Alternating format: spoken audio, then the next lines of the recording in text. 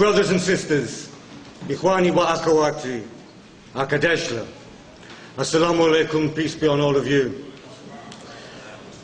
It's an honour to speak at this great church, and great thanks to Reverend Daughtry for inviting us back here again. He's right, I have fond memories of this place, this time last year, stuffing bags full of aid to take to the stricken people of Gaza, a mission which was led, amongst others, but by no one more so than by Councillor Charles Barron, a man who again has shown his leadership this evening.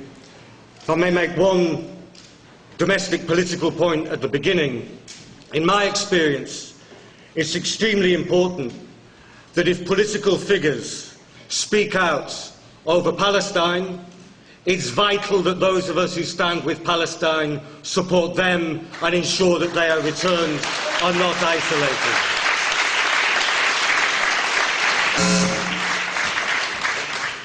After the British Empire murdered Irish freedom fighters, strapping people who were wounded already to a chair in order to execute them, following the Easter Rising of 1916, the great poet William Butler Yeats wrote, "All changed, changed utterly. A terrible beauty is born." Today we might add to the second part, the couplet, "A new phase of struggle is born, but at a terrible, almost unbearable price." Nine brothers taken from us aboard the Mavi Marmara. Dozens more wounded by gunshots to the head, to the abdomen and to the limbs. Their blood is now lapping on the shores of Gaza. But their blood was not shed in vain, because the tide has turned, and we must seize this tide to make a lasting change for the people of Palestine, the Middle East and around the world. We remember them. I remembered them on the Monday night after the assault, bound in an Israeli dungeon in the Negev desert.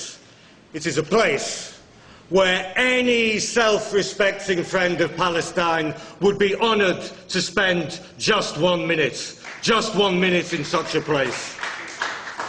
I remembered the brother who was shot through the leg, just 1 metre in front of me.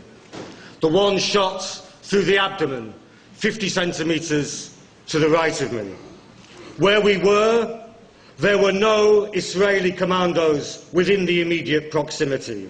It is simply unfeasible for anyone to maintain that the people who fired those shots from above, not within our line of sight, in any sense could feel threatened by the two men who were shot either side of me. Simply unfeasible, a complete and utter lie. It's also a lie in the shooting dead of Jevdet Kılıçlar, a young man who left a wife and 2 children, a photographer.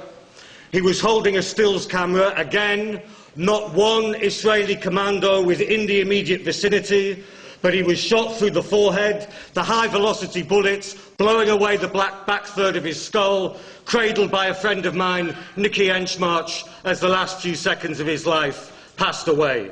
And many more testimonies can come forward. And Yara, who deserves truly a medal for smuggling out some of the footage she was able to take, will be able to demonstrate that to you in a few moments' time. It is not evidence, of course, that will be marshalled in the Israeli so-called impartial inquiry which they've launched, into which the United Nations Security Council, the United States and Britain have acquiesced. This is a whitewash inquiry. It's an inquiry whose external participants include a man called David Trimble, a Northern Ireland politician who has his own responsibility when it comes to talking of tyranny and injustice, but who, amongst other things, is a founder member of a new Friends of Israel initiative launched only 2 months ago. He is on the impartial inquiry. They won't hear this evidence, but the evidence is being gathered, recorded meticulously, and there will be legal actions in many jurisdictions around the world and a truly independent tribunal. And I can tell you now that the Emir of Qatar, has publicly stated that he will underwrite all legal actions, civil and criminal, against the Israeli state over these atrocities. But you know, the thing about whitewashes, which any painter or decorator will tell you, is that if you slap whitewash on too thick and too quick, it begins to peel as soon as you put it on the window or on the wall. The British establishment has just found this out.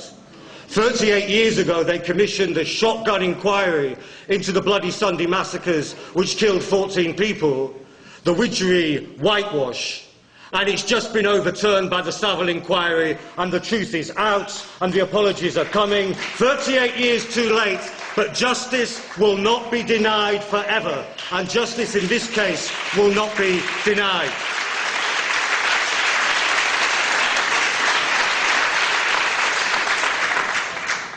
Because the tide has turned.